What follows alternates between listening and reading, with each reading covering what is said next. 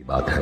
भारतवर्ष के हृदय में आभा प्रदेश नाम का एक विशाल और प्रतापशाली साम्राज्य था। पर जब आभा प्रदेश के महाराज पृथ्वीराज को विश्वासघात से मारा गया तो राजमाता संभावी ने 5 माह के पुत्र राजकुमार वीरेंद्र को सबकी दृष्टि से बचा के सेना अध्यक्ष बलदेव के साथ गुप्त रूप से एक क्षत्रिय वंश के पास भेज दिया।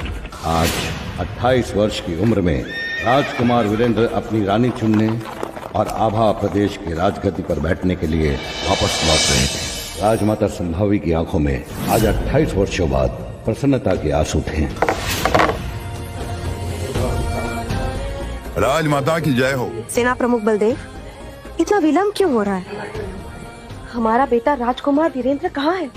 राजकुमार सेना के साथ नहीं आए राजमाता, वो आभा प्रदेश की सीमा पर ही रुक गए। बलदेव, तुम तुरंत जाओ और हमारे बेटे को सही सलामत वापस लेकर आओ।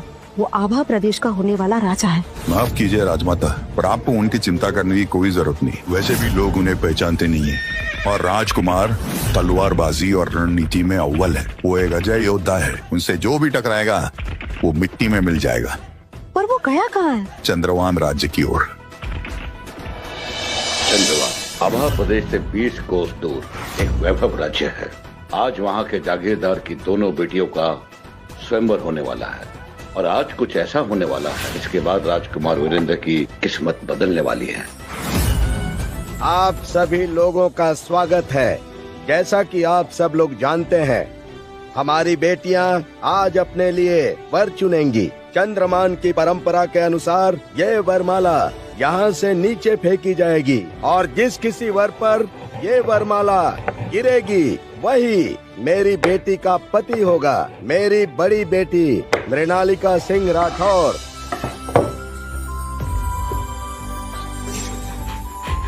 और ये है मेरी छोटी बेटी देविका सिंह राठौर।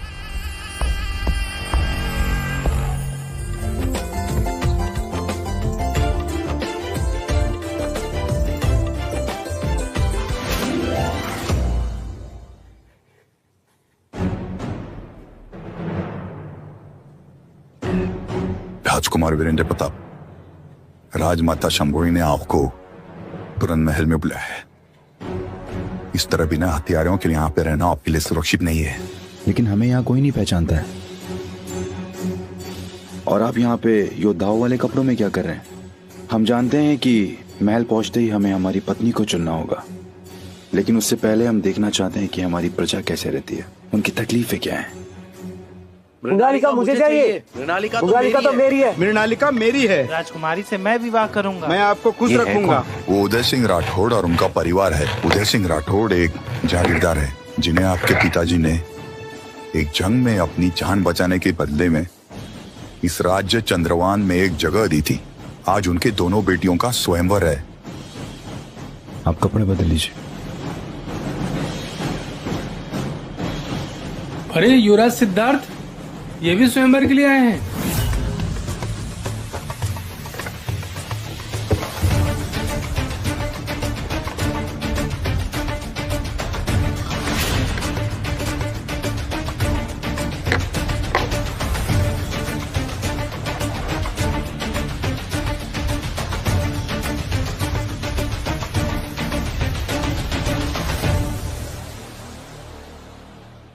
बेटी मृणालिका, अपनी वरमाला डालो। दीदी, पहले मैं डाल दूं वरमाला? अगर आप नहीं चाहती हैं तो कोई बात नहीं। वैसे भी हमेशा से सब कुछ पहले आपको ही तो मिला है। मैं तो सौतेली हूँ ना। कैसी बातें कर रही हो देविका? जाओ, तुम पहले जाओ।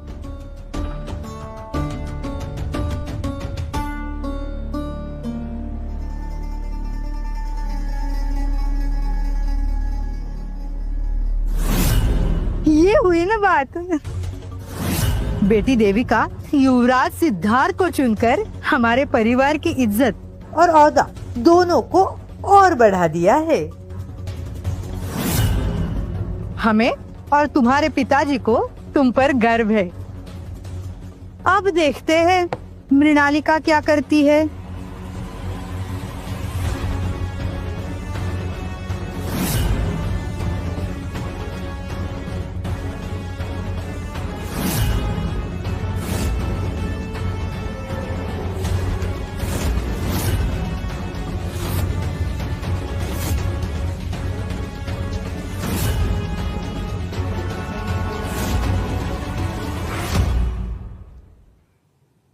हे भगवान, देखा आपने इस लड़की ने क्या किया। अब इस खानदान की बेटी की शादी हम एक भिखारी से कराएंगे। पैदा होते ही अपने माँ को खा गई और अब जब इस घर से जाने की बात आई तो अपने पिताजी की इज्जत को भी मिट्टी में मिला दी। क्या किया दीदी आपने? इतनी खराब किस्मत कैसे हो सकती है आपकी? इतने सारे कुंवर खड़े हैं आपके सामने और आपने वरमाला भिखारी को डाल दी। इतनी ऐशो आराम की जिंदगी छोड़कर अब आपको मेहनत मजदूरी की जिंदगी जीनी पड़ेगी। और पिताजी, आप कुछ कहते क्यों नहीं? आप ही ने सर पे चढ़ा के रखा है इसे। बेवकूफ लड़की, ये तूने क्या किया? जानबूझकर मेरी इज्जत उछालना चाहती है। अब जो होना था वो तो हो गया, लेकिन मुझे आपके लिए बहुत बुरा लग रहा है दीदी। अब हम मना भी नहीं कर सकते, क्योंकि अगर मना किया तो राज्य से निकाल दी जाओगे। आप देखते हैं जागीरदार की बड़ी बेटी इस भिखारी से शादी करती है या नहीं? अरे मना कैसे कर सकती है? ये परंपरा है। अगर मना किया तो इस खानदान से किसी का लेना देना नहीं रहेगा। अरे पकड़ो इसे, कहीं भाग न जाए। राजकुमार, ये क्या किया आपने? राजमाता कभी भी एक जागीरदार की लड़की को आभा प्रदेश राज्य की रानी नहीं बनने देगी। हमने क्या किया? हमने तो बस, और वैसे भी यहाँ कोई शादी नहीं हो रही है। आप हमारे कपड़ों को देखिए, कोई लड़की भिखारी से शादी क्यों करेगी?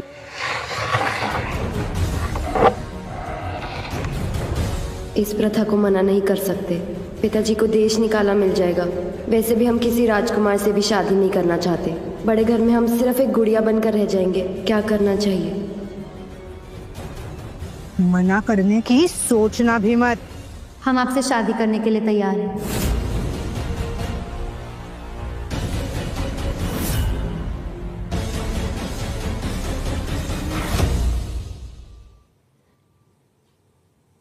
मेरा नाम मृणालिका है।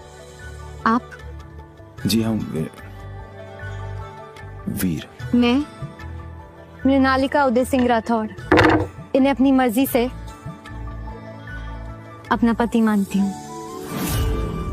क्या आप सच में हमसे शादी करना चाहती हैं? जी, ये वरमाला आप पर गिरी है तो आप इसे करेंगी। तो आप नहीं करना चाहते? देखिए, हमारे पास आपको देने के लिए कुछ भी नहीं है। हमसे शादी करके आपको बहुत तकलीफें होंगी। शायद कभी कभी भूखे पेट भी सोना पड़ जाए आपको। हम इज्जत तो दे सकते हैं आपको, लेकिन वो ऐश और आराम की जिंदगी शायद नहीं दे पाएंगे। क्या ये सही होगा आपके लिए? हम दोनों के हाथ पैर बिल्कुल सही सलामत है। हम मेहनत कर कर कमा सकते हैं, जो चाहे पा सकते हैं। कम में गुजारा कर कर भी खुश रहा जा सकता है। ये किस तरह की लड़की है जो आज के समय में कम में खुश रहने की बात कर रही है? वो भी एक जागीरदार की बेटी होकर। सोच लो, इस फटीचर से शादी करके खुश रह पाओगे? फिर हमारे पास मत आना, हम तो घर में घुसने भी नहीं देंगे। इस भिखारी को अगर घर में ले लिया तो तुम्हारे पिताजी की क्या इज्जत रह जाएगी? छोटी माँ, इज्जत पैसों से नहीं, इज्जत कर्मों से होती है। वीर ने हमें सब सच बताया है। इनका दिल साफ है। हम इनसे शादी करना चाहते हैं। तुम ऐसा सोच भी कैसे सकती हो? तुम मेरा नाम डुबो देना चाहती हो? मैं ऐसा कभी नहीं होने दूंगा। ये क्या कह रहे हैं जागीरदार साहब आप? अगर अभी ये शादी नहीं हुई तो परंपरा के साथ साथ आपके खानदान का नाम मिट्टी में मिल जाएगा। आपकी बेटी आपका नाम मिट्टी में नहीं मिला रही, बल्कि उसे बचा रही है।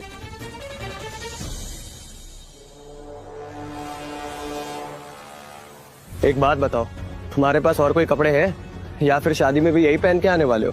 और हाँ, अगली बार मेरे पास खड़ा होना है ना तो नहा कर आना। दीदी मैं कह रही हूँ, ये शादी करके ना बहुत पछताओगी आप। फिर मत कहना। मेरी शादी ना प्रताप खानदान के युवराज सिद्धार्थ से हो रही और तुम बनोगी भिखारी। लेकिन अब तुम्हारी बारी। जिस युवराज से शादी करने के लिए आप इतना उछल रहे हैं, आप उनकी असलियत जानते नहीं हैं। पर आपको तो कोई तकलीफ नहीं होगी, क्योंकि प्यार करना तो आप भी नहीं जानते। तुम्हें सिर्फ हैसियत और ऐशो आराम दिखता है। मुझे सिर्फ प्यार और इज्जत चाहिए। देखते हैं कितने दिनों की अकड़ है आप में। इस गरीब फटीचर से शादी करके ना आप हमेशा मेरे जूतों के नीचे रहोगे। तुमसे नीचे ही रहूंगी, इसलिए जब भी तुम्हें देखूंगी मेरा सर ऊपर होगा। सर तो तुम्हारा झुका रहेगा।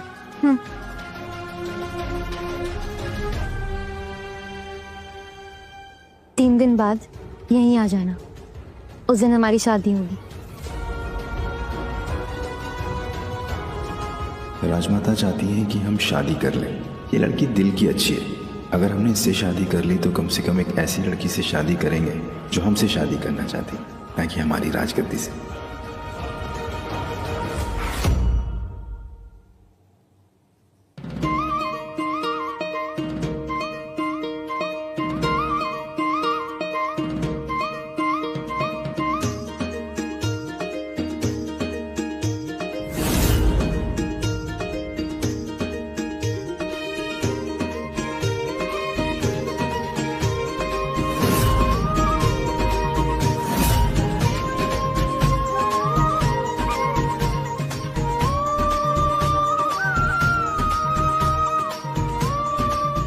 कितनी प्यारी लग रही है मेरी बेटी।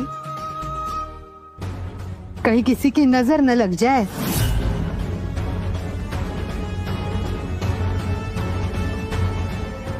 देखा आपने, मेरी बेटी देविका के लिए शादी के तोहफे आए हैं। इतने सारे गहने आए हैं। सुना है 3-4 एकड़ जमीन भी मिली है, लेकिन कुमारी मृणालिका को कुछ नहीं मिला। दीदी, अब ऐसे भिखारी से शादी करोगी तो क्या ही मिलेगा? फटे पुराने कपड़े, बदबूदार बिस्तर और कचरे के ढेर के सामने वाला पेड़। देखो युवराज सिद्धार्थ आ गए। आओ बेटा आओ। पिताजी प्रणाम, माताजी प्रणाम। जीते रहो। यहाँ आओ ना बेटा। दीदी, मुहूर्त निकला जा रहा है, लेकिन तुम्हारा वो फटीचर पति तो नहीं दिख रहा। कहीं सुबह के खाने के लिए भीख मांगने में देर तो नहीं हो गई?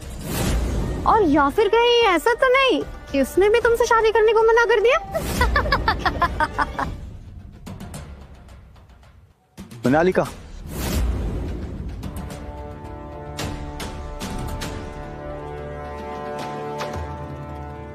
माँ, पिताजी प्रणाम।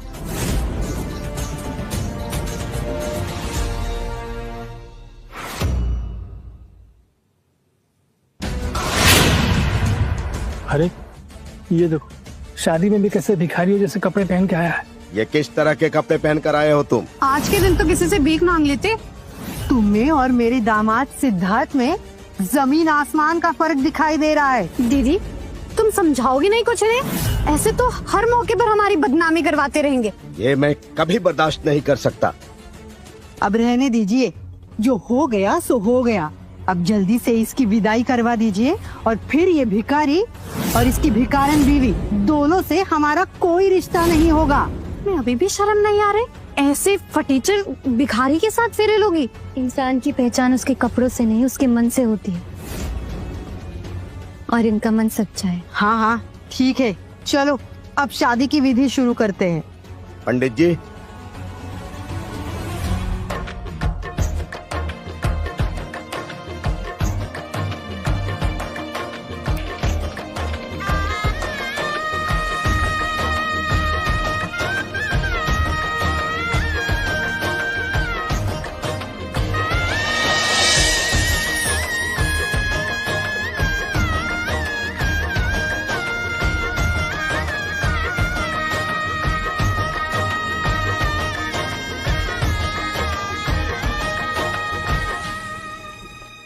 अब ये मत कहना कि अपनी बीवी को तुम पैदल लेकर जाओगे। क्यों नहीं, अब सारी जिंदगी ऐसे ही तो मेहनत करनी है, अभी से शुरू कर सकते हैं।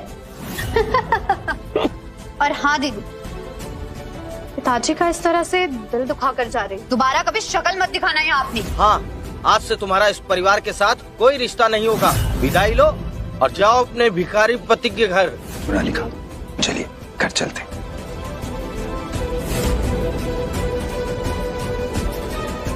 सिद्धार्थ,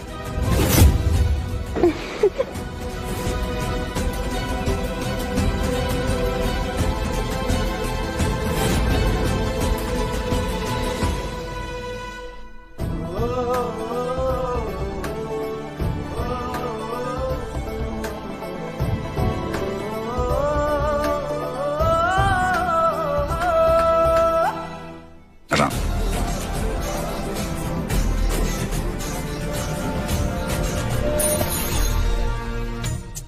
यही जगह मिली थी आपको?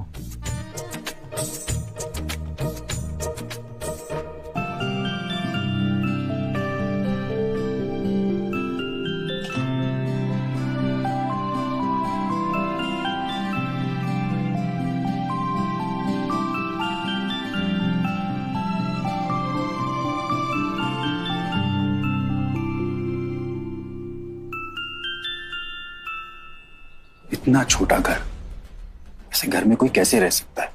आप ही ने तो कहा था एक छोटा सा घर ढूंढने, किसी को पता ना चले कि आप एक राजकुमार हो, इसलिए ये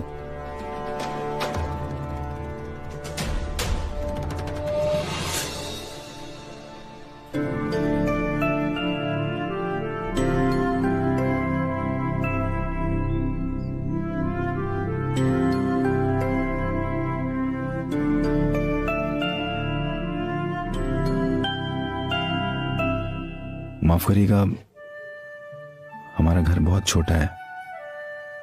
छोटा है पर हमारा है, और कम से कम सर पर छत है। लोगों के पास वो भी नहीं होता। अब यही हमारा संसार है, और अब हमारी चिंता मत करिए। इसे तो हम साफ सुथरा करके मकान से घर बना देंगे।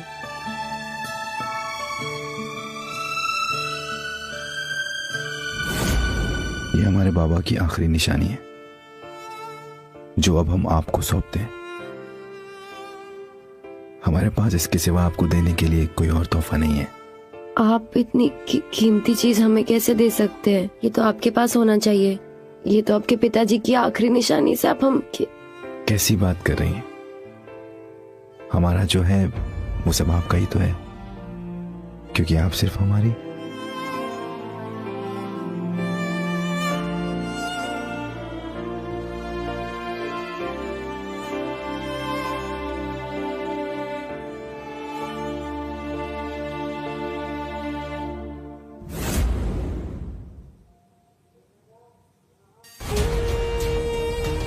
राजमाता, मेरे राजकुमार वीरेंद्र ठीक तो होंगे ना? बचपन से मैं उनकी प्रतीक्षा कर रही हूँ। घबराओ मत बेटी, सेना प्रमुख बलदेव राजकुमार के साथ ही हैं। वो उन्हें कुछ भी नहीं होने देंगे। वो जैसे ही लौटेंगे ना, मैं उनके कान पकड़कर तुम दोनों की शादी करवा दूंगी, ठीक है? राजमाता की जय हो। खबर मिली है कि राजकुमार वीरेंद्र चंद्रवान राज्य में है, और उन्होंने वहाँ शायद वहाँ क्या बोलो, किसी और से शादी कर ली है।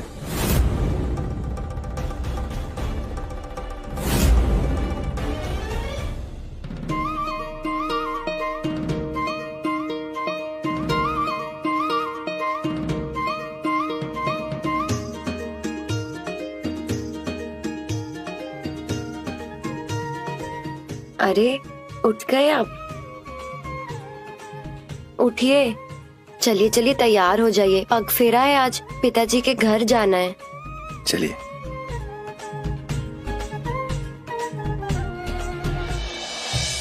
सुनिए, ये देखिए, हमें महादेव के मंदिर से कुछ पत्थर मिले हैं।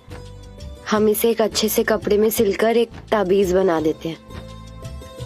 हमारे पास कुछ दिनार है, उससे हम कुछ अच्छा खरीद सकते हैं। और हम किसी दर्जी के पास कुछ कटे कपड़े ले सकते हैं, वो हमें सस्ते में मिल जाएंगे।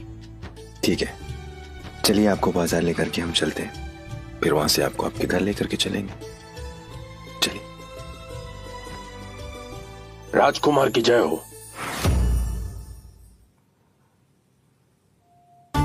राजकुमार की जय हो। रुको,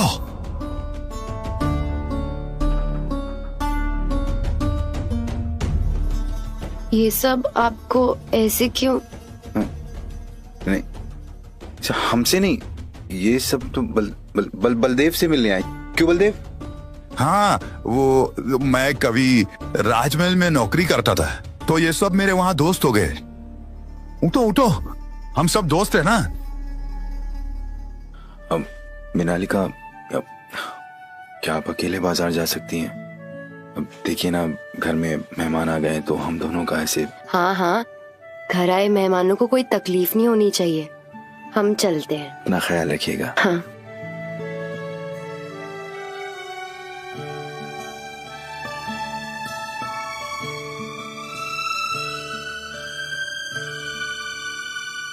बोलो, क्यों आए हो?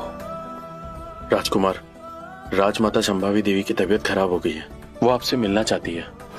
मिनालिका के घर पर उपहार भिजवा दीजिए, और कहिएगा कि ये उपहार उनकी तरफ से आए। चाहिए उनके पीछे, उन्हें किसी भी चीज की तकलीफ नहीं होनी चाहिए। जी राजकुमार। चलिए। छोटी माँ, पिताजी, हम वापस आ गए हैं। कहाँ हैं आप लोग? पग फेरे वाले दिन अकेले आई हो? तुम्हारा वो फटीचर पति एक दिन भी तुम्हारे साथ नहीं रह सका?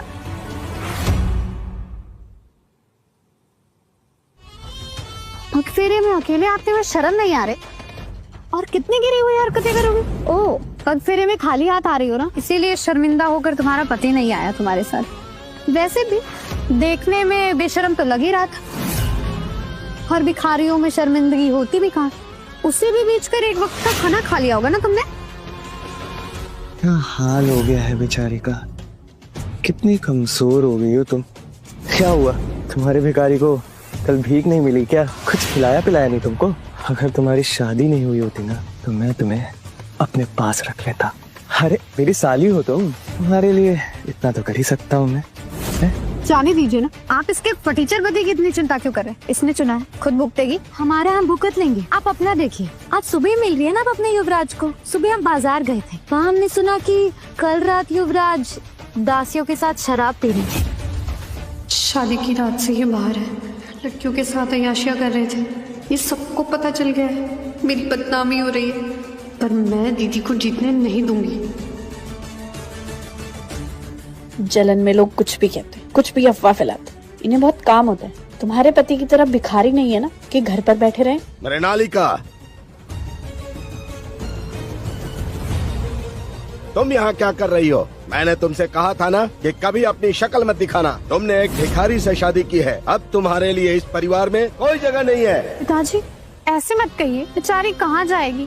कभी कभी तो आ ही सकती है ना। हाँ, रोज रोज का आना जाना हमारे परिवार के लिए अच्छा नहीं, लेकिन 2-3 साल में तो एक बार मिलने आ ही सकती है। वैसे माँ पिताजी के लिए कुछ लाई नहीं, खाली आप आई हो? ये हमने मंदिर के पत्थर से बनाया है। ये आपकी रक्षा करेगा। तुम्हारी हिम्मत कैसे हुई इतना छोटा और घटिया उपहार देने की? अरे भिखारी से शादी की है, ये भी इसके लिए बहुत है। प्रणाम। राजमहल से तोहफे आए हैं। मंत्री जी कह रहे हैं उदय सिंह राठौर की बड़ी बेटी की तरफ से पगफेरे के लिए तोहफे आए हैं।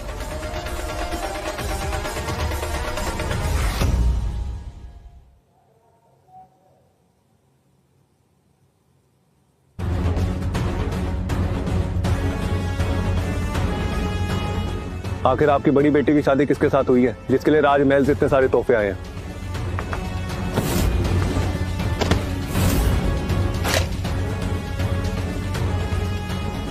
ये तोहफे जरूर राजकुमार ने भिजवाए होंगे। इतने सारे तोहफे, पर सबको पता है कि मृणालिका ने एक भिखारी से शादी की है, तो फिर उसके तरफ से राजमहल से कैसे तोहफे आ सकते हैं? हो सकता है ये सारे तोहफे देविका के लिए आए हो। आखिर देविका ने युवराज सिद्धार्थ से विवाह किया है और युवराज सिद्धार्थ के बड़े भाई जयपाल प्रताप वो राजमहल में मुख्य सलाहकार है। हाँ हाँ, ऐसा ही हुआ होगा। पिताजी ये तोहफे मेरी तरफ से ही आए हैं। अब मेरी तरफ से तो 2 तोहफे हैं दीदी। तुम ये घटिया सा ताबीज दोगी पिताजी को? पिताजी की इज्जत की कोई परवाह नहीं तुम्हें? तोहफे की गिनती नहीं, उसके पीछे देने वाले की सच्चाई और भावना देखी जाती है। चुप हो जाओ। एक तो भिखारी से शादी करके हमारी गर्दन झुका दी और अब यहाँ खड़ी होकर प्रवचन दे रही हो तुम। पिताजी, क्या आपके लिए आपकी बेटियां सिर्फ सम्मान और पद प्राप्ति के लिए होती हैं? आप चाहते थे हम ऊंचे पद के व्यक्ति से विवाह कर लें ताकि आपको सम्मान और महंगे तोहफे मिल सके। क्या आपकी नजर में आपकी बेटी का अस्तित्व सिर्फ इसी के लिए है? बदतमीज लड़की। मैं इनके सामने राजकुमार की असलियत नहीं आने दे सकता और मुझे राजकुमार तक ये खबर पहुंचानी होगी कि यहाँ पर राजकुमारी मृणालिका के साथ कैसा बुरा व्यवहार हो रहा है। ये हार तो राजघराने का लगता है। हाँ,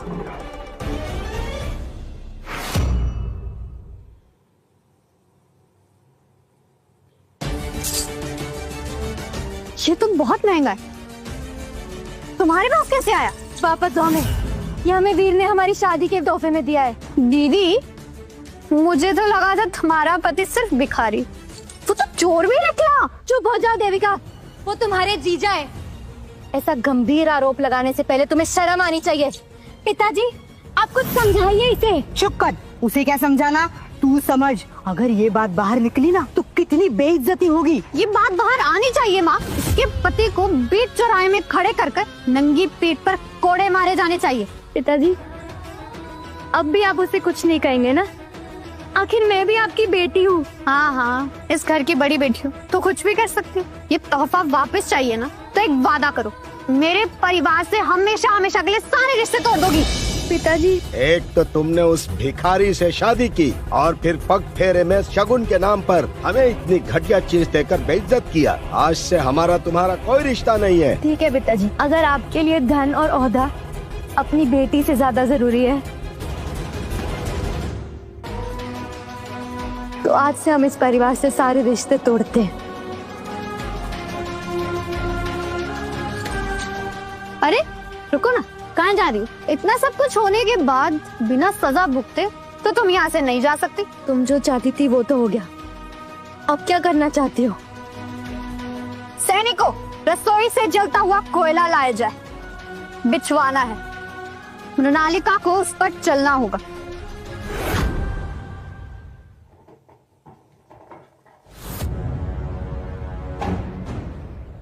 राजकुमार,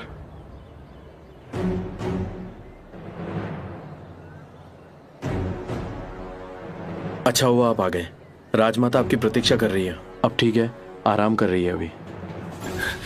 राजकुमार, राजकुमार, मृणालिका को उसके घर वाले बहुत परेशान कर रहे हैं। वो बहुत तकलीफ में है। आप तुरंत चलिए राजकुमार। इनकी इतनी हिम्मत। इस पे चलना होगा, तभी तुम्हारे पापों का प्रायश्चित होगा। नहीं, हम ऐसा नहीं कर रहे हैं, हम जल जाएंगे। हमने कुछ गलत नहीं किया है। चुप, अग्नि द्वारा शुद्धि से ही हमारे खानदान का नाम वापस ऊपर उठ सकता है, वरना तुम्हारे पिताजी पर कोई थूकेगा भी नहीं। देखो, अगर तुम्हें तुम्हारे प्यारे पति का दिया हुआ तोहफा वापस चाहिए तो चलो, वरना मैं जला देती हूँ। नहीं नहीं नहीं, ऐसा मत करो। मैं जलते हुए कोयले में चलने के लिए तैयार हूँ।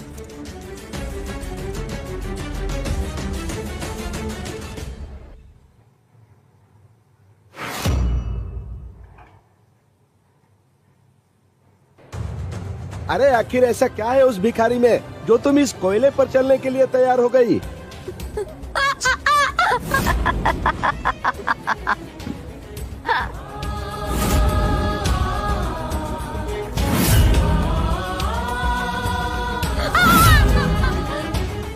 ये हार जरूर उस भिखारी के लिए ना बेशकीमती होगा। ये हमारे बाबा की आखिरी निशानी है।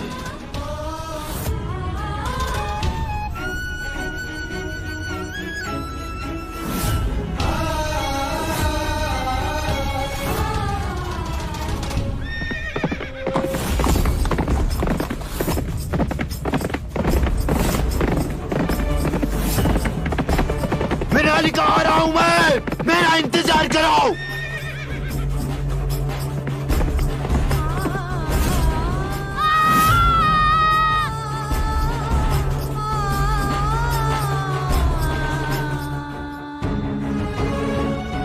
घबराना मत वीर, तुम्हारे पिताजी की आखिरी निशानी को हम कुछ नहीं होने देंगे।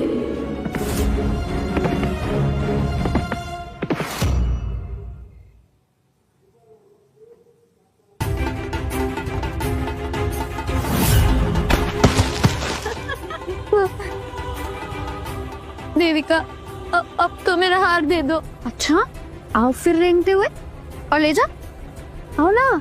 भले हमारी जान क्यों ना चली जाए, हम तुम्हारे दिए हुए इस हार को सही सलामत वापस हासिल करेंगे। लो।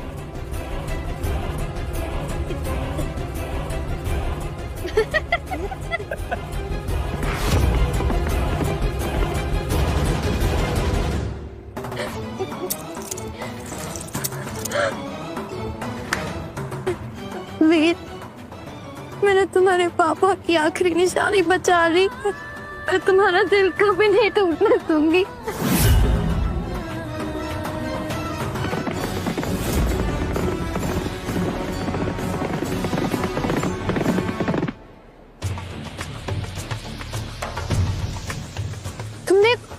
फटीचर भिखारी से शादी की और मैंने प्रताप खानदान के युवराज से। लेकिन फिर भी तुम मुझसे ज्यादा खुश कैसे? मैं ऐसा नहीं होने दूंगी। तुम्हारे इस खूबसूरत चेहरे को जला दूं तो क्या फिर भी तुम्हारा वो फटीचर पति तुम्हें अपनाएगा? हाँ, तुम जैसे गिरी हुई औरत को प्यार करेगा? बोलो। हाँ? तुम्हारा ये चेहरा ना आज जला ही देती। कोई भी खुशी तुम तक कभी नहीं पहुंच पाएगी। क्यों मुझसे इतनी नफरत करती हो देविका? मैंने बचपन से तुम्हें अपनी बहन जैसा प्यार किया, कभी कोई भेदभाव नहीं किया। फिर क्यों?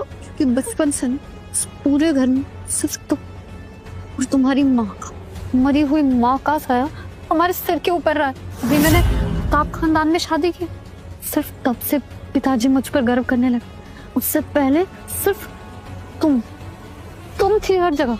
लेकिन अब मैं ऐसा नहीं होने दूंगी। इस परिवार के साथ इतना खिलवाड़ करके तुम कैसे खुश रह सकती हो? तुम्हें सजा जरूर मिलेगी। इंतजार कैसे इसका? जला दो उसका चेहरा। ये इसी लायक है।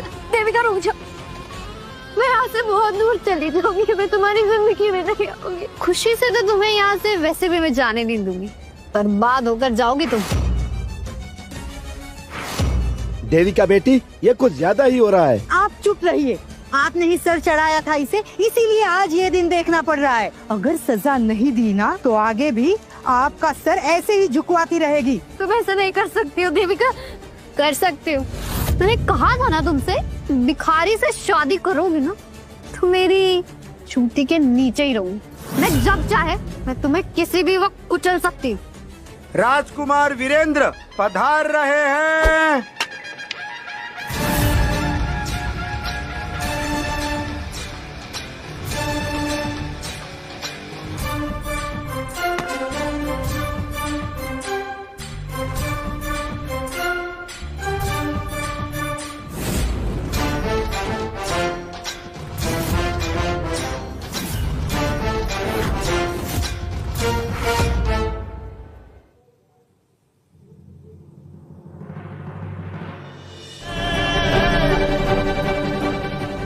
आपके पिताजी की निशानी बचा ली। हमारी पत्नी पे हाथ उठाने की हिम्मत किसने की? किसी ने कहा राजकुमार पधार रहे हैं। कहाँ है राजकुमार? और इस भिखारी ने ये इतने अच्छे कपड़े कैसे पहने हुए हैं? और ये भिखारी के साथ ये सैनिक क्या कर रहे हैं? मैंने सुना था इसका भाई राजमहल में सैनिक था, शायद तभी ये सब इसकी मदद कर रहे हैं, वरना इसकी इतनी औकात कहाँ कि ये सब इसके साथ खड़े हो। तुम्हारी इतनी हिम्मत, तुम्हें राजमहल से कपड़े चुराए? इसके लिए ना तुम्हें उल्टा लटका देना चाहिए। पहले ये हार और अब ये कपड़े। रुको, अभी राजमहल ये खबर पहुंचाते। तुम दोनों को ना इतना मारेंगे कि तुम दोनों ना ऐसे गलती करने से पहले 100 बार सोचोगे। इतनी घटिया हरकत किसने की? मैं वापस पूछता हूँ, मेरी पत्नी के साथ ये किसने किया? मैंने किया। क्या करोगे? मुझे क्या पता था कि तुम्हारे 2 कौड़ी के हार के लिए इस कोयले पे चलेगी।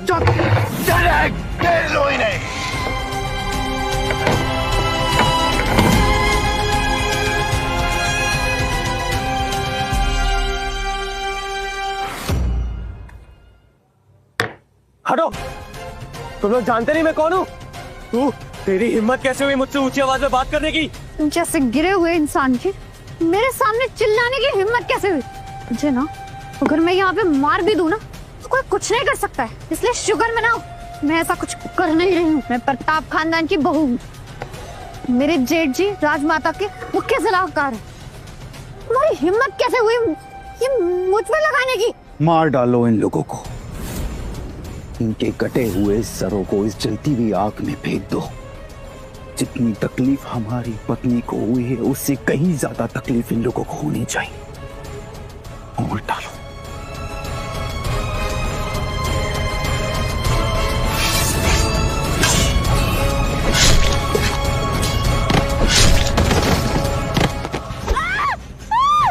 ये क्या कर रहे हो तुम? तुम्हारा दिमाग खराब हो गया है क्या? ये जयपाल प्रताप के छोटे भाई हैं, राजमाता के खास हैं। हमारा खानदान खत्म करवाओगे तुम? छोड़ दो इन्हें, रुक जाओ।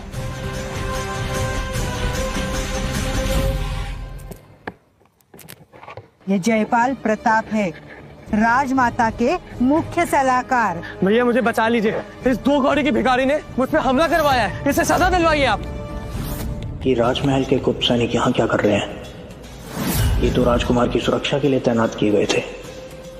कहीं ये राजकुमार वीरेंद्र तो नहीं? राजकुमार वीरेंद्र? अरे ये कोई राजकुमार नहीं है, ये तो एक भिखारी है और राजमहल से कपड़े भी चुराए हैं इसने। इतनी हिम्मत! इन्हें सजा दीजिए। ये बहरूपिया भिखारी और इसकी भिकारन पत्नी मृणालिका, दोनों को सजा दीजिए। अगर दोष इन पर नहीं डाला तो जयपाल मंत्री का गुस्सा हमारे सारे परिवार पर बरसेगा।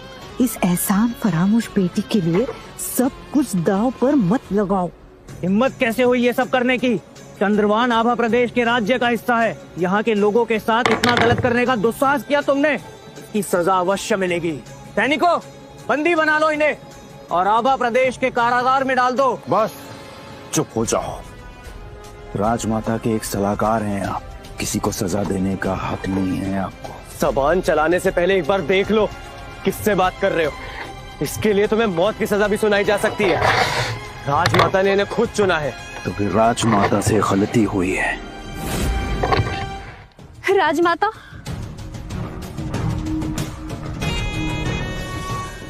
राजमाता, राजकुमार सरहद से ही वापस लौट गए। पता नहीं क्यों, शायद जिससे उन्होंने शादी की है उससे मिलने चले गए। सोचिए, आपकी इस खराब हालत में भी वो साथ नहीं है। अब मेरा क्या होगा? अगर उस चुड़ैल ने उन पे इतना ही जादू किया है तो क्या उससे शादी तोड़ के मुझसे शादी करने तैयार होंगे? हमारी पहली पसंद तुम ही होगा व्यंजली। हमने तुम्हारे पिता को वचन दिया था, हम वो तोड़ नहीं सकते। हम किसी भी मामूली लड़की को राजगद्दी पर बैठने नहीं दे सकते। हमारे बेटे के दिल से बढ़कर इस राज्य की प्रजा है हमारे लिए। सैनिक, चंद्रवान जाने की तैयारी करो।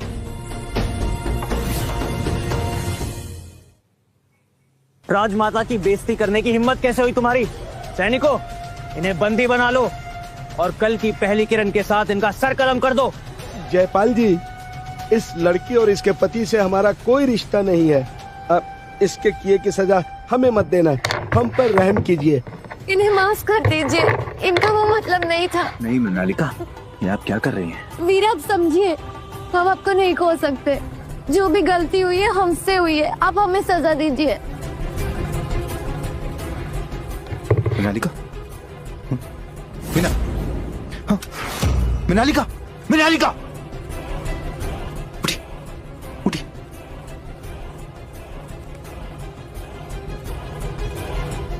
एक कदम भी आगे बढ़ाया तो सर कलम कर दिया जाएगा। अगर किसी ने हमें रोकने की कोशिश की तो उसका सर कलम हो जाएगा।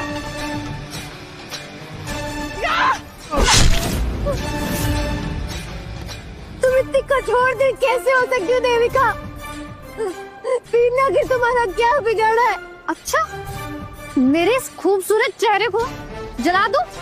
ये फटीचर नहीं तो कहा था। इसे नहीं मारूंगी तो कैसे मारूंगी? हाँ? पर इसे मारा तो मतलब तुम्हें मारा, और मैं देख रही हूँ कैसे इसके प्यार में मीरा बनती जा रही हो। मैं तुम्हें जिंदा नहीं छोड़ूंगा देवी। नहीं वीर, मेरे परिवार के षड्यंत्र में तुम मत पड़ो। तुम जाओ यहाँ से और इस वक्त अपनी जान बचाओ। जाओ?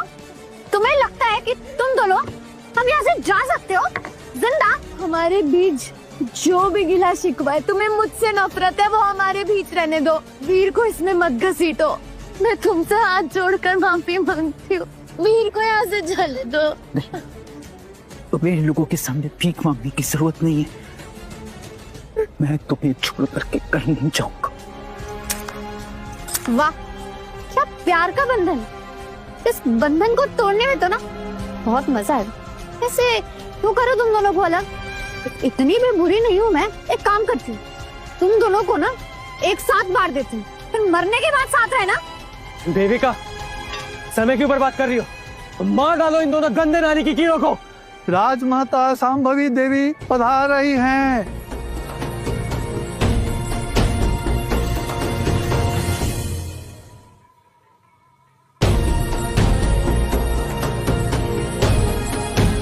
किसकी इतनी हिम्मत कि मेरे बेटे को चोट पहुंचाए?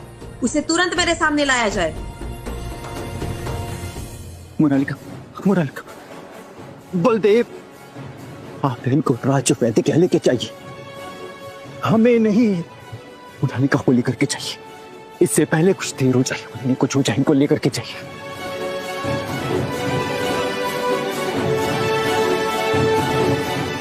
यहाँ जितने लोग मौजूद हैं और जिन्होंने तमाशा देखा है, उन सबको सजाए मौत मिलेगी और जयपाल प्रताप को मुख्य सलाहकार के पद से हटाया जाता है और जेल में डाल दिया जाएगा। वो लड़की कौन थी जो बेहोश हो गई थी? राजमाता, वो हमारी बड़ी बेटी थी, पर हमारा उससे अब कोई रिश्ता नहीं है। हम पर रहम कीजिए। तुम दोनों को देश निकाला दिया जाता है। जयपाल, तुम्हें पद से हटाया जाता है। तुम्हें और तुम्हारे भाई को मौन मंदिर में भेजा जाता है। तुमने हमारे राज परिवार की बहुत सालों तक सेवा की है,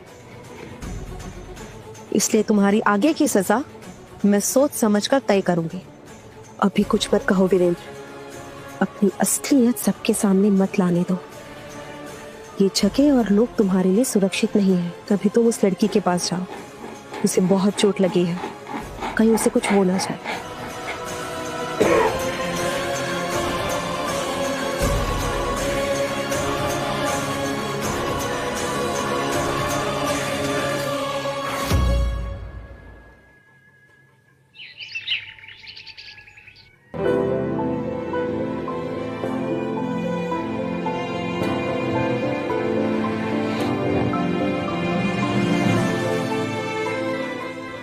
आप ठीक है?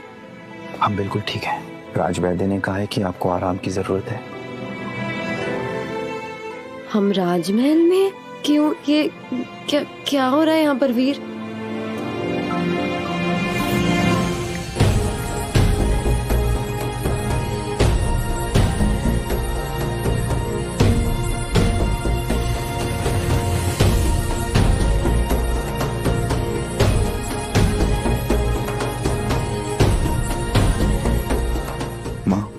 मोनालिका के ठीक होते ही हम उनकी ताजपोशी कर देंगे। ये नहीं हो सकता। हम तुम्हें 28 वर्ष के बाद देख रहे हैं और तुम चाहते हो कि एक सामान्य लड़की को हम अपनी राजगादी सौंप दें? इस राज्य के लोगों के प्रति भी तुम्हारे कुछ धर्म है। माँ, हमने मोनालिका से शादी की और उन्हें परख लिया है, तभी ये बात आपसे कह रहे हैं। आप सोचिए, जिस राज्य की रानी के दिल में दया और हिम्मत दोनों, उसे बेहतर रानी किस राज्य को मिल सकती है? और हमारे दिए हुए वचन का क्या?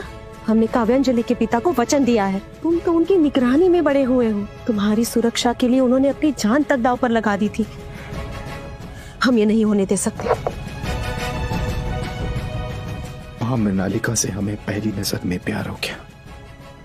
अब उनके बिना हम जी नहीं सकते।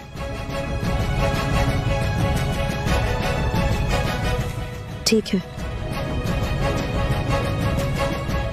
पर हमारी एक शर्त है।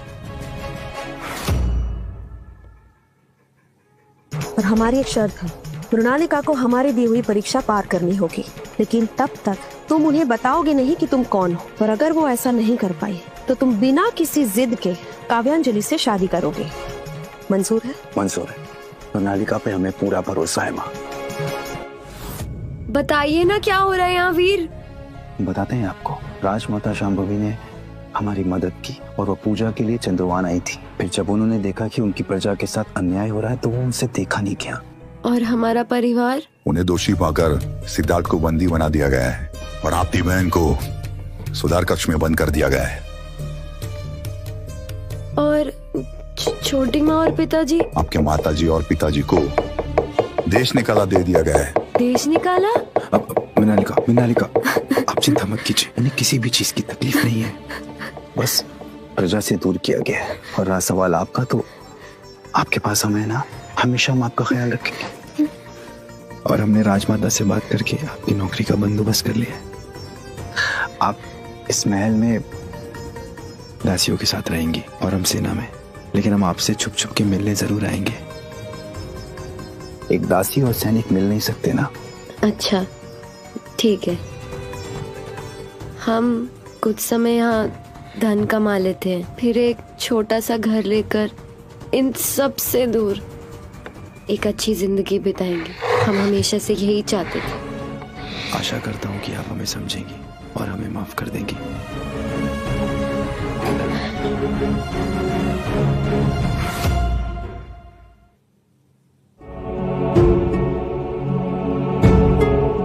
यहाँ राजमहल की सारी दासियां रहती हैं और यहीं से राजमहल के सारे काम भी होते हैं। अब आपको भी यहीं रहना होगा। ठीक है। और जैसे ही हमें वक्त मिलेगा हम आपसे मिलने आएंगे। अपना ख्याल रखें। राज,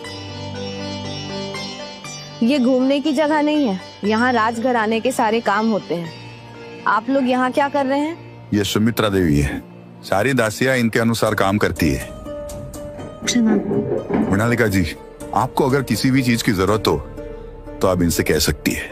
सब लोग इन्हें दाइमा कह के बुलाते हैं। सुमित्रा देवी, ये मृणालिका है, यहाँ की नई दासी। आप जरा इनका ख्याल रखिएगा। आप चिंता मत कीजिए, मैं इनका ध्यान रखूंगी। कोई भी भारी काम नहीं करने दूंगी। धन्यवाद। वीर, ये हमसे ऐसे व्यवहार क्यों करी जैसे हम कहीं की रानी हो? वो इसलिए शायद ये अच्छी इंसान होंगी। आप चलिए मेरे साथ। हम मिलने आते रहेंगे।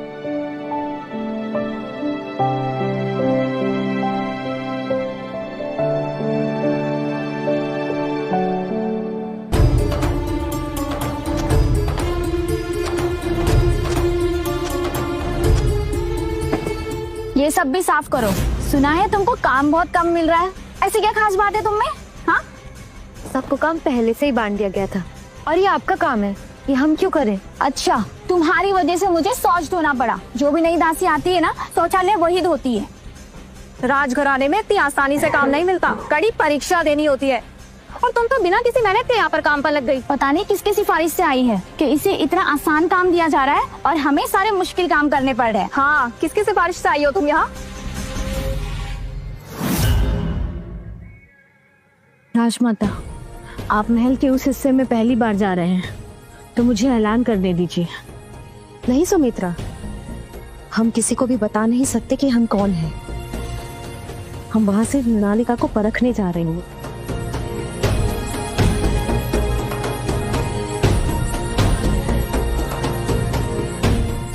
चलो।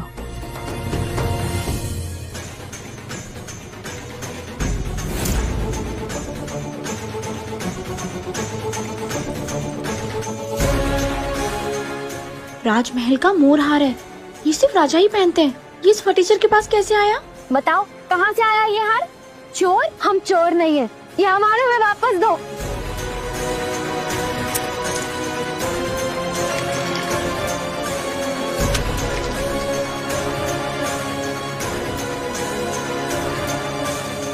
रुको!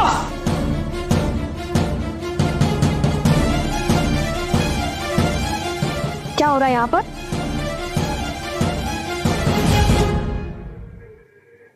मैं थोड़ी देर के लिए यहाँ से क्या गई? ये क्या तमाशा करने लगे तुम? दाइमा, ये सब इसकी वजह से हुआ है। इसने मुझ पे पानी फेंका, मुझे परेशान भी किया और इसके पास राजमहल का हार भी है। ये चोर है, इसे सजा दीजिए। नहीं दाइमा, हमने चोरी नहीं किया। ये हार हमें किसी ने दिया था। वो चोरी नहीं कर सकते, हमारा यकीन कीजिए। हमें नहीं पता ये राजघराने का हार कैसे हुआ, पर अब हमारा यकीन कीजिए। अगर इन्हें पता चल गया कि ये सच में राजघराने का हार है तो वीर का सच सबके सामने आ जाएगा। दाइमा, ये चोर और झूठी दोनों है। जब भी राजमहल में कोई चोर चोरी करते हुए पकड़ा जाता है, उसके हाथ काट दिए जाते हैं। इसे भी सजा सुनाइए। इस हार का इसके पास होना सबूत नहीं है कि ये चोर है। इसकी जांच जरूर होगी और तब तक ये हार हमारे पास रहेगा। आखिर ये है कौन? इसकी आवाज तो जानी पहचानी सी लग रही है। कपड़े भी राजघराने जैसे ही लग रहे हैं। नहीं, राजघराने से कोई यहाँ क्यों आएगा? वैसे आप है कौन? सजा दाइमा को सुनाने दीजिए। और वैसे भी आप इस लड़की पे इतनी मेहरबान क्यों हो? शायद। खामोश गुस्ताख लड़की, ये राजमाता ने इन्हें यहाँ भेजा है। आज से ये हमारे साथ यहाँ की देखरेख करेंगी। फिर तो इन्हें न्याय भी मिलना चाहिए। आखिर राजमाता की तरफ से जो आई है। होगा, न्याय जरूर होगा। मृणालिका, जो तुमने दासियों को परेशान किया है, उन पर पानी डाला है, तुम्हें उसका दंड अवश्य मिलेगा। आज रात तुम सब शौचालय साफ करोगी और जब तक सफाई नहीं हो जाती तुम खाना नहीं खा सकती। जो आगे।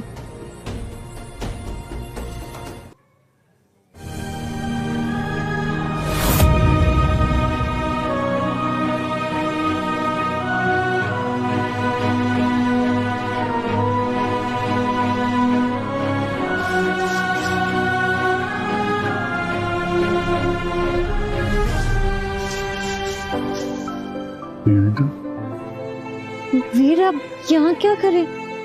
कोई देख लेगा तो? ये आप क्या कर रही हैं? दाई माँ आपसे ये सब काम कैसे करवा सकती? हम अभी खबर लेते हैं उनकी। खबर लेते हैं मतलब? आप यहाँ मामूली सैनिक है, आप कैसे दाई माँ की खबर ले सकते हैं? हमारा मतलब? हम ठीक है, ये छोटा सा काम है, पर आप हमसे दूर रहिए, हम साफ नहीं है।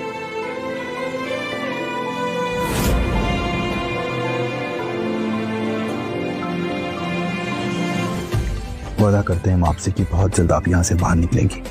मेरी वजह से बहुत तकलीफें हुई ना आपको, हमें माफ कर दीजिए। हमें कोई तकलीफ नहीं। पर आप एक बात बताइए, वो जो हार आपने हमें दिया था उसकी क्या कहानी है? सब ऐसा क्यों कह रहे हैं कि ये राजघराने का हार है? वो इसलिए क्योंकि हमारे जो बाबा थे ना, राजा साहब ने उनको वो हार तोहफे में दिया था, क्योंकि हमारे जो बाबा थे उन्होंने राजा साहब की जंग में पर जान बचाई थी। आप हमसे झूठ तो नहीं कह रहे? कभी नहीं। क्या हो रहा है यहाँ पर? ये तो माँ की आवाज है। वीर अब चाहिए, किसने देखा तो परेशानी? हाँ हम चाहते हैं, हम चाहते चाहिए। चल इधर से नहीं, इधर चल।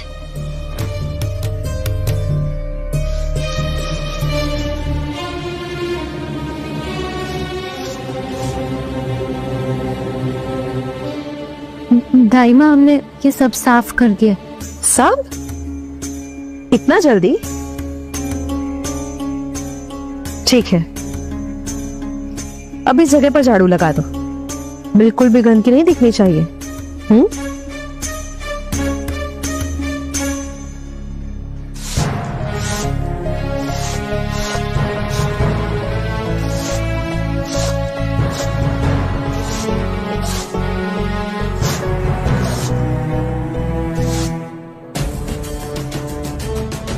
ए रुको, कहाँ जा रहे हो? नहीं हो ना, आज बाहर ही सोओगी। नहीं, ऐसा कोई आदेश नहीं है।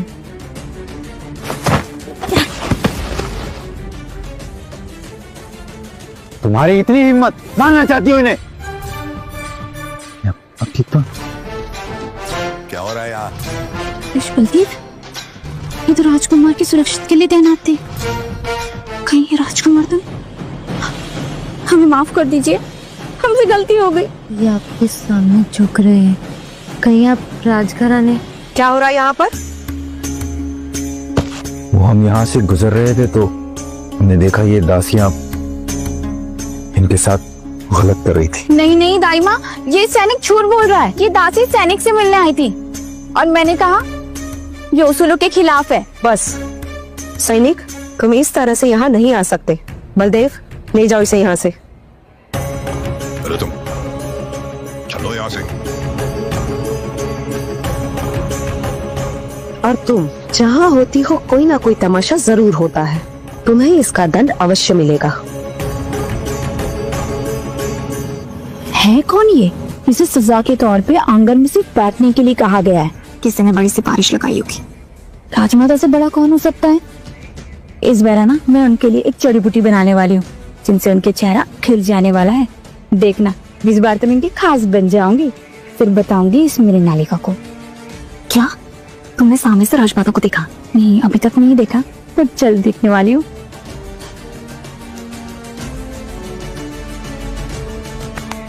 क्या हो गया? मुझे क्यों ले जा रहे हो? क्या हो गया? छोड़ो मुझे, छोड़ो।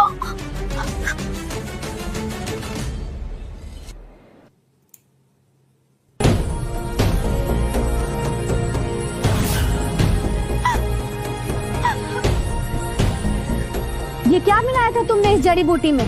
वो झरने के पास एक बाबा मिले थे, उन्होंने कहा था कि ये लेप लगाने से चेहरा निखर जाएगा, पर मुझे नहीं पता था ये चेहरा ऐसा खराब हो जाएगा। मुझे माफ। इस दासी का सर कलम ये।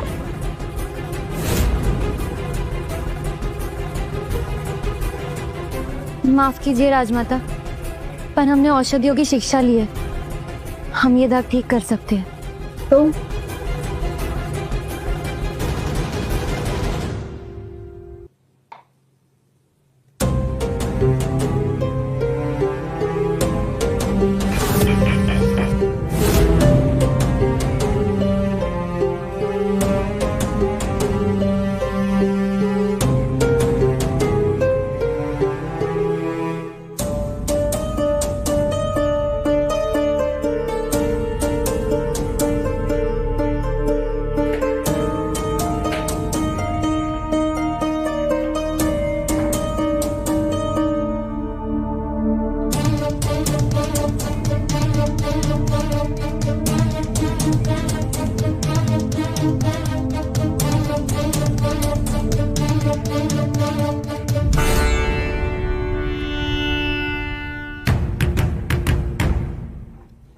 कम तो हुआ है। बस 4 घंटे में इतना असर हुआ है, 8 घंटे में तो पूरा चेहरा साफ हो जाएगा। काबिलियत तो है तुम्हें, तुम्हें इसका इनाम जरूर मिलेगा। राजमाता, इनाम में हम आपसे कुछ चाहते हैं। बताओ क्या चाहिए तुम्हें, सेवर या जमीन? नहीं नहीं, वैसा कुछ नहीं। आप बस चंपा को माफ कर दीजिए, उसने जानबूझकर कुछ नहीं किया, उससे गलती हो गई। ठीक है, जाओ यहाँ से।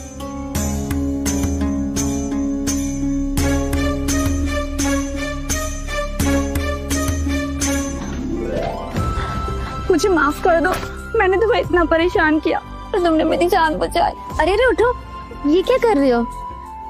हम एक ही शर्त पर माफ करेंगे कि आज से हम दोस्त और अब किसी नई दासी को परेशान नहीं करेंगे। नहीं, पक्का वादा, एक पक्के दोस्त का पक्का वादा। कौन नई दासी? पता नहीं, कोई मृणालिका है, सुना है पूरा राज दरबार उस पर फिदा है, और शायद राजकुमार भी। तुम्हें कैसे पता चला? राजकुमार को तो आज तक किसी ने भी नहीं देखा। सुना तो था मैंने कि वो राजमहल आ चुके, पर अभी तक किसी के सामने नहीं आए। सुना तो है, अब झूठ है या सच मैं नहीं जानती। चलो देखते हैं आखिर कौन है ये मृणालिका।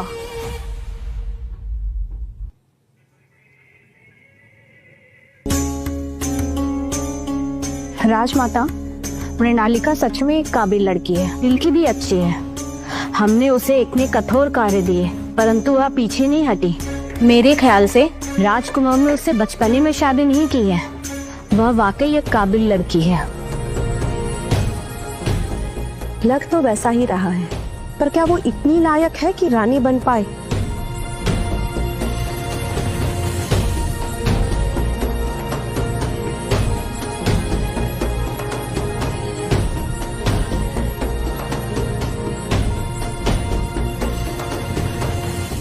आज मैंने राज रसोई से मिठाई लाई है, बहुत ही स्वादिष्ट है। पर चोरी की सजा? चोरी? अरे नहीं, इसे कोई भी ले सकता है। यही है वो जिस पर सेना अध्यक्ष पार्देची और दाइमा न्यौछावर है। सुना है कि राजकक्ष में इसको काम मिलने वाला है।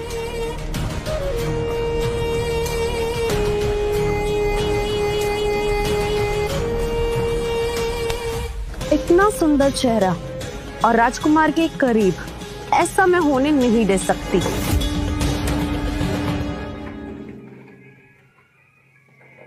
महल के बाहर शादी करना एक बात है, वो शादी तो मैं तोड़वा दूंगी या उस मनहूस लड़की को मैं मरवा दूंगी, लेकिन महल के अंदर एक दासी का करीब जाना ये मैं बर्दाश्त नहीं करूंगी।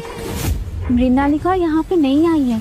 मृणालिका ने तो राजकुमार को देखा भी नहीं है। ये कैसी बातें कर रहे हो आप? चंपा, तुम इसका साथ क्यों दे रही हो? तुम्हें पता है ना हमें इसकी वजह से कितनी परेशानी हुई है। इसमें इसकी कोई गलती नहीं है, हम ही इसे परेशान कर रहे थे और तुम इन्हें यहाँ ले आई। बदतमीज लड़की, तुम्हारी इतनी हिम्मत, तुम जानती भी हो कि मैं कौन हूँ? तुम्हारी होने वाली रानी। सैनिकों, बंदी बना लो इसे। अरे क्या कर रही हैं आप? राजकुमारी काव्यांजलि है, वीरेंद्र जी की होने वाली पत्नी। खुद राजमाता ने इन्हें चुना है। राजघराने में इनके पिताजी का खास नाम है, न्यायिक मंत्री भी हैं। इनके सामने कोई टिक नहीं सकता। राजकुमारी, आपको कोई गलतफहमी हुई है। हमने तो राजकुमार को देखा भी नहीं है। हम तो जब से आए यहाँ ही है। हमारे और राजकुमार के बीच नहीं, हम तो किसी और से प्यार कर। मेरे सामने तुम तब बोलोगी जब मैं कहूंगी। चलो मान लिया कि तुम राजकुमार से नहीं मिली हो, पर मुझसे मिलने से पहले अगर उनकी नजर तुम पर पड़ गई तो, अगर उनका दिल तुम पर आ गया तो, ये चेहरा इतना खूबसूरत है, इसे कैसे जाने दूं?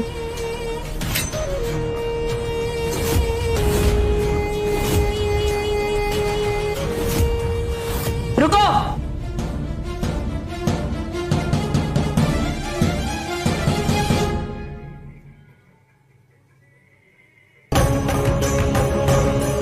क्या हो रहा है यहाँ पर? तुम कौन हो और मेरे सामने तुम्हारी बोलने की हिम्मत कैसे हुई? राजकुमारी काव्यांजलि ये यहाँ नहीं आई है, दाई माँ के साथ दासियों का काम देखती है। दासी होकर ऐसे खड़ी हो और ये राजकुमार पर डोरे डाल रही है। और तुम इसका साथ दे रही हो। मैं होने वाली रानी हूँ। राजमाता ने मुझे खुद चुना है। राजमाता से तुम्हें पहचानने में गलती हो गई है। तुम्हारी इतनी हिम्मत। राजकुमारी, आप जानती भी है ये कौन है? अगर आज मैंने तुम्हें सबक नहीं सिखाया तो तुम कभी नहीं सीख पाओगी। सैनिक, कोड़ा लेकर आओ।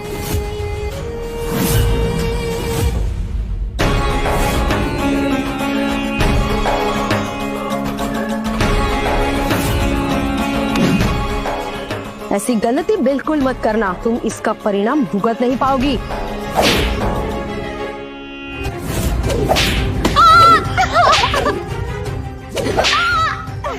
बेटी, तुम जाओ यहाँ से। तुम क्यों बीच में आ रही हो?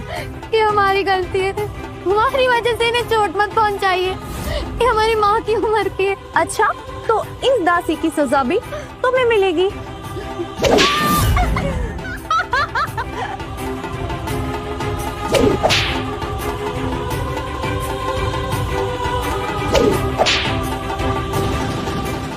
जी हम जानते हैं। अब दूसरे राज्य में जाकर के ये बात बोल दीजिएगा। इस बार का महामहोत्सव बहुत महत्वपूर्ण है, तो सबसे बड़ा जश्न होना चाहिए। राजकुमार, इस महोत्सव में अकेले रानी चुनेंगे? जी, इस बार हम सबके सामने लेंगे। गुस्ताव दासी, तुम्हारी हिम्मत कैसे हुई यहाँ पर आने की?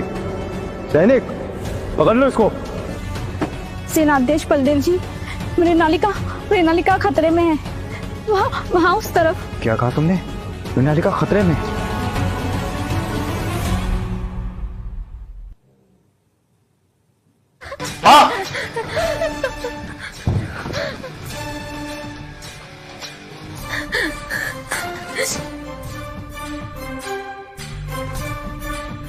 ठीक तो है।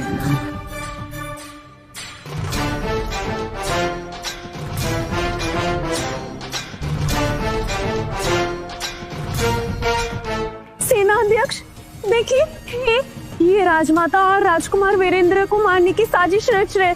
तो मैंने इन्हें सजा देना चाहा तो ये मुझ पर ही हाथ उठा रहे। हाँ ठीक है। माँ, कहीं ये राजकुमार तो नहीं? राजकुमार, आप? राजकुमार, मुझे माफ कर दीजिए। राजकुमार? राजकुमार, राजमाता तकलीफ में, आप कहे तो हम इन्हें कक्ष में ले जाएं।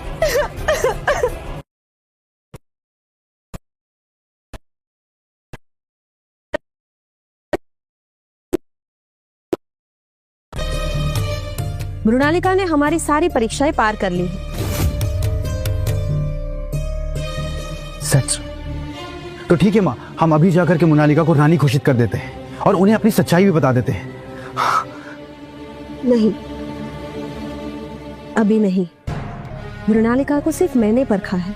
राजमंत्री को एक मामूली लड़की को अपनी रानी स्वीकार करने में मुश्किल होगा। हमें उन्हें मनाना पड़ेगा। माँ, पर वो कैसे होगा? महोत्सव की तैयारी की सारी जिम्मेदारी मृणालिका को सौंपी जाएगी। अगर वो ये जिम्मेदारी अच्छे से पूरी कर लेती है तो मंत्रिमंडल को यकीन हो जाएगा कि वो रानी बनने के लायक है और राजपाट के फैसले भी ले सकती है। और आप अभी मृणालिका को सच्चाई मत बताइए। हम चाहते हैं कि वो ये काम बिना किसी दबाव और तनाव के करे। जी माँ।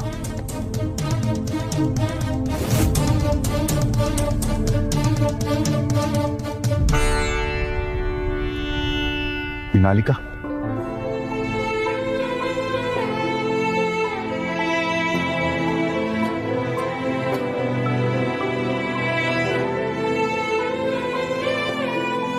राजमाता ने खुश होकर के ये फैसला लिया है कि आपको दासी गृह से निकाला चाहता है और वो चाहती है कि होने वाले राज महोत्सव की तैयारी सिर्फ आप करेंगी।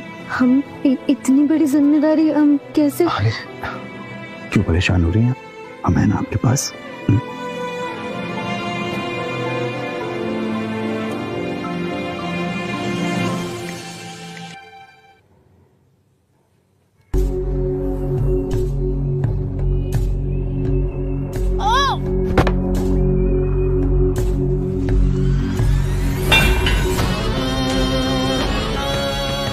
मृणालिका दीदी, आज सिर्फ तुम्हारी वजह से मैं यहाँ सड़ रही हूँ और तुम पता नहीं कहाँ मजे कर रही। देखना, मैं यहाँ से निकलूंगी ना, तुम्हारी जिंदगी बर्बाद कर दूंगी।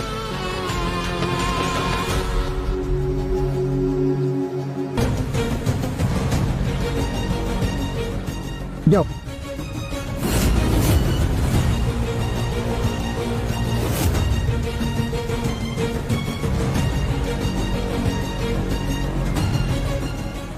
कारवार संभालो। मुझे हाथ भी मत लगाना।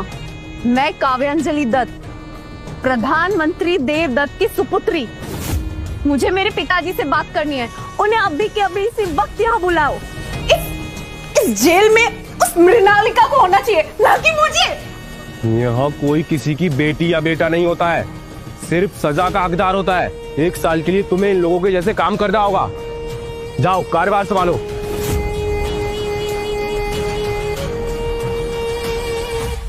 मृणालिका?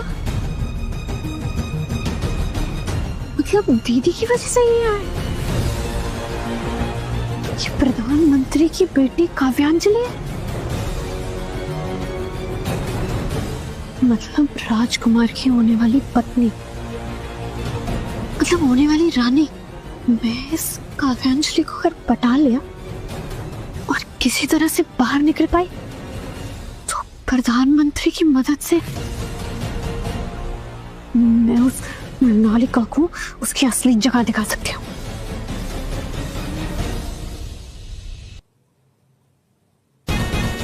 छी, गरीब दासी, तुम्हारी हिम्मत कैसे मुझसे टकराने की? मैं तुम्हें सजाए मौत देती हूँ।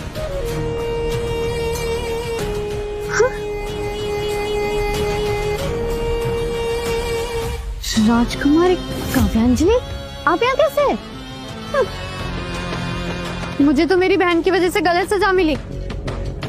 मेरी बहन मृणालिका ने मुझे मेरे साथ विश्वासघात किया। आपके साथ कैसे किया? मृणालिका? वो तहसील मृणालिका?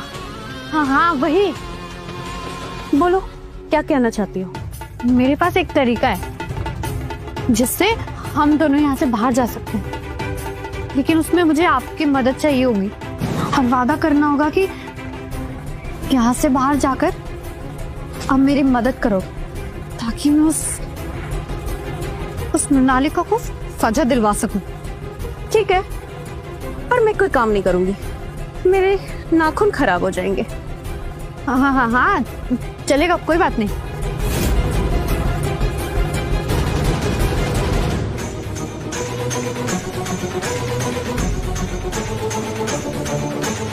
अरे आग लगी भाई, आग लगी, भागो भागो भागो भागो, आग लगी भाई, भाग रही आग।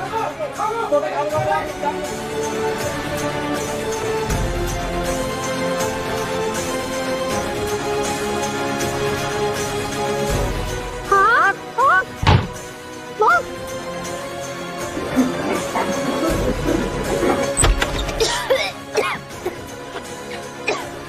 चलो।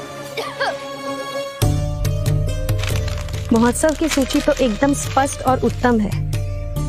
बहुत खूब मृणालिका, ये बात तो स्पष्ट है कि ये जिम्मेदारी तुम्हें सौंपकर हमने कोई गलती नहीं की। राजमाता, सुधार गृह में आग लग गई है। क्या?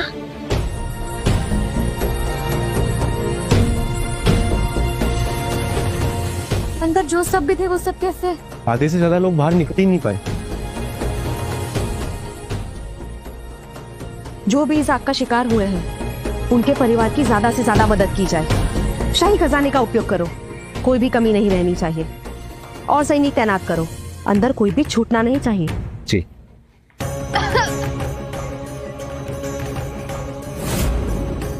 राजमाता, आप चाहे मुझे सूली पे चढ़ा दीजिए, पर मैं यहाँ नहीं रह सकती।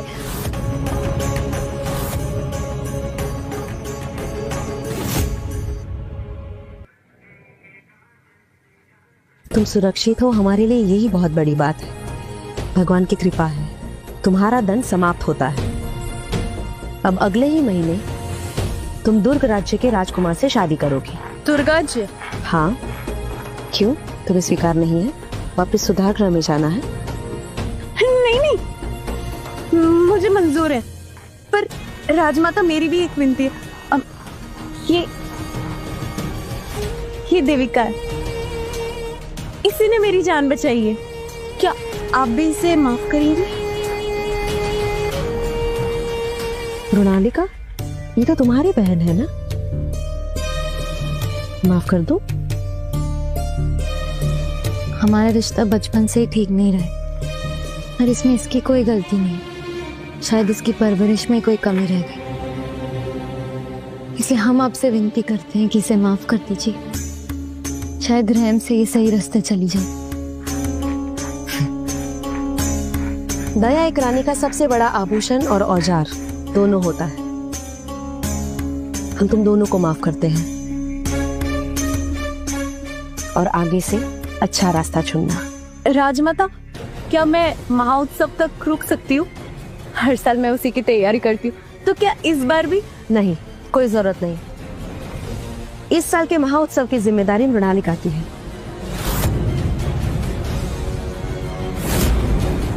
पर हाँ, तुम महाउत्सव देखकर जरूर जा सकती हो। ये लोमड़ी शेरनी के बगल में कैसे पहुंच गई?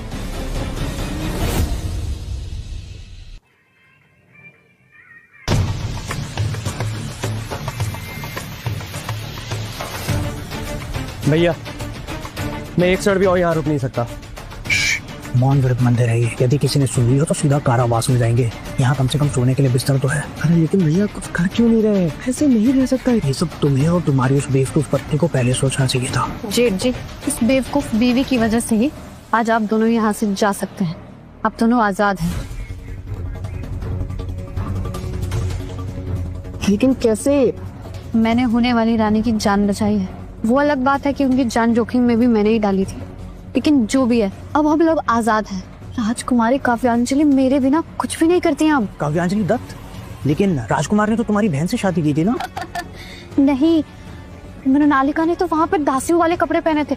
हो सकता है हम लोगों को गलत फहमी हुई है। राजकुमार का दिल आया होगा उस पर, लेकिन उसने तो एक भिखारी से शादी की थी और उसे भी छोड़ दिया है, और अब यहाँ पर राजमाता के करीब जाने की कोशिश कर रही है, जो कि मैं कभी उन्हें नहीं दूंगी। सब अच्छे से हो जाएगा ना? चिंता मत कीजिए, महोत्सव में कोई भी बाधा नहीं आएगी। चलिए अब हम चलते हैं, बहुत काम है। अभी ऐसा ना हो जाए कोई हमें यहाँ देख ले। जाना होगा हमें। ख्याल रखिए अपना।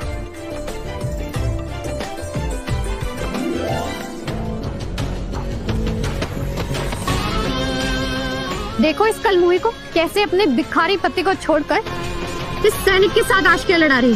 फिर इसे छोड़ देगी और फिर राजकुमार की रखैल बनकर रहेगी। कितनी गिरी हुई हो तुम। मुझे लगा तुम सुधर गई होगी, पर तुम इस जन्म में तो क्या किसी जन्म में नहीं सुधर सकती। तुम्हें मौके पे मौके मिलते जा रहे हैं, लेकिन तुम सिर्फ उन्हें गवा रही हो।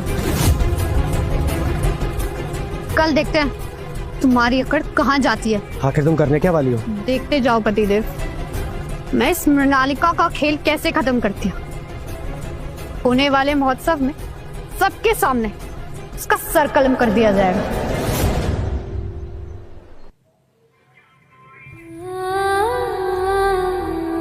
सब कुछ ठीक से होना चाहिए। और वहाँ राजा दीवान की गिलास खाली क्यों है? जाइए लेके जाइए, और आप जाइए रसोई घर में हाथ बटाइए। जाइए जल्दी जाइए। और आप लोग जो भी अंदर आए उसे बिना जांच के मत जाने देना, चाहे वो कोई भी हो। सब कुछ अच्छे से हो रहा है, इतना मत सोचो। महोत्सव बच्चा है, अपनी किस्मत को रोक कर देख लो।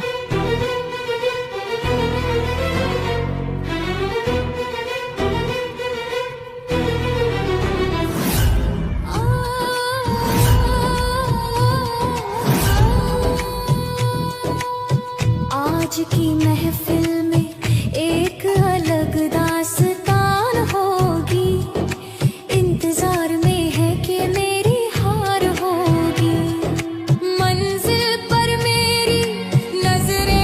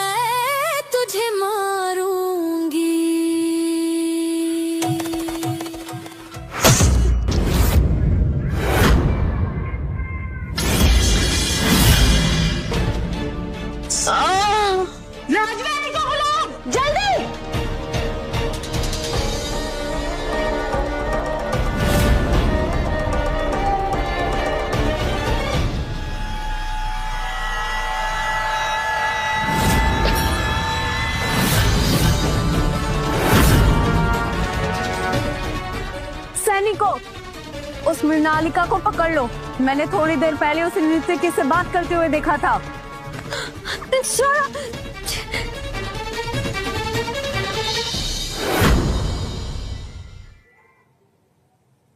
छोड़। और इसके वो आशिक सैनिक को भी पकड़ कर लाओ। उसने ही इस नर्तकी को अंदर आने दिया होगा हथियारों के साथ, वरना इतनी सुरक्षा के साथ ऐसे कैसे हो सकता है? पिताजी, इस मृणालिका की वजह से ही मेरा रिश्ता टूटा है और इसी ने राजमाता की हत्या कराने की कोशिश की है। और ये सैनिक, इसका प्रेमी, ये दोनों ने षड्यंत्र किया है। राजमाता पर हमले की साजिश के लिए इन दोनों देशद्रोहियों को मौत की सजा सुनाई जाती है। नहीं, हमने कुछ नहीं किया। आप इनको जाने दीजिए, इनकी कोई गलती नहीं है। आभा प्रदेश का न्याय इतना कमजोर कैसे हो सकता है? मेरे पिताजी प्रधानमंत्री हैं, उनके न्याय के लोग चर्चा करते हैं और तुम गुस्ताख।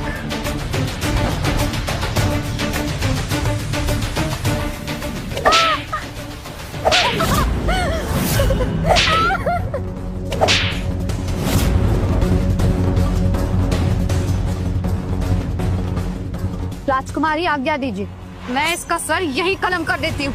ये दोनों का सर कलम कर दो। रुको, पहले उस नर्तकी को ढूंढो। न्याय का ये तरीका ठीक नहीं। पिताजी, अब देर मत करिए। नर्तकी मिले या ना मिले, राजमाता पर हत्या का षड्यंत्र मृत्यु दंड के बराबर है। देविका, मार डालो दोनों को। रुको।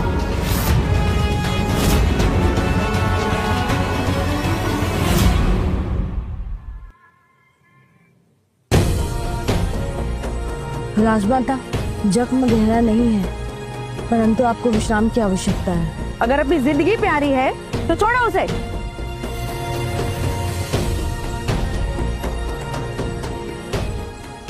राजमाता, ये वही नर्तकी है जो सीमा से पकड़ी गई थी और इसके पास से हमें ये मिला है। ये देखिए राजमाता, ये चिन्ह प्रधानमंत्री देवदत्त के परिवार का चिन्ह है और इस नर्तकी ने ये कबूल कर दिया है कि उसे पैसे मृणालिका ने नहीं बल्कि राजकुमारी काव्यांजलि ने दिए थे। नहीं, ये बलदेव भी इन लोग से मिला हुआ है। मैंने देखा है। ये फटीचर मृणालिका और उसके फटीचर पति के साथ ये सब मिले हुए। राजमाता, आप तो मेरी माँ समान है, मैं आपके साथ ऐसा कैसे कर सकती हूँ? सैनिकों, खोलो इसे।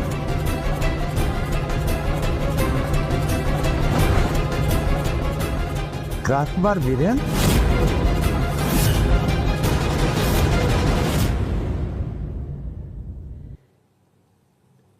मुझसे राजद्रोह हुआ है, मुझे सजा दीजिए।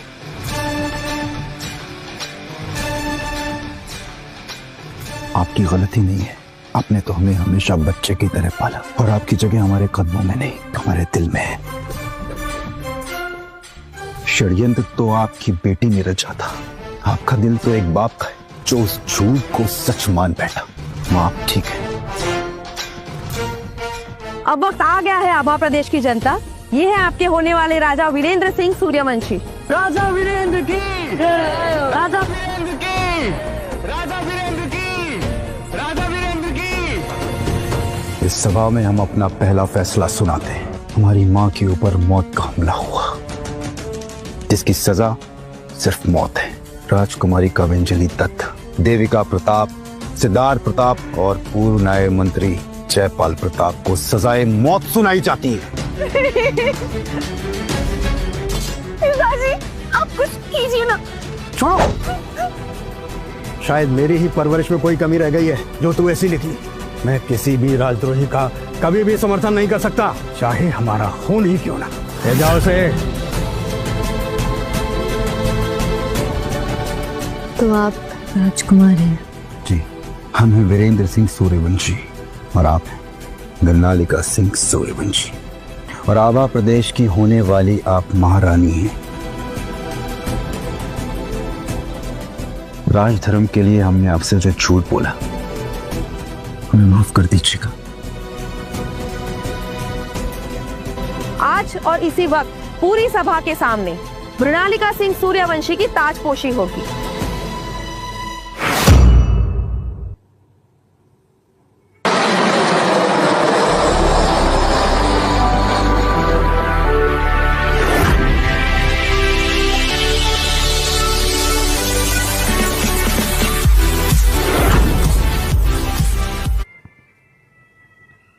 हो जाए।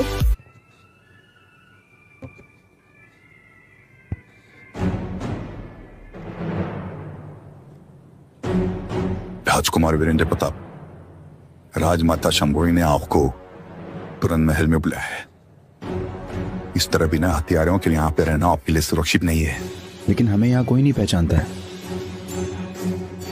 और आप यहाँ पे योद्धाओं वाले कपड़ों में क्या कर रहे हैं? हम जानते हैं कि महल पहुंच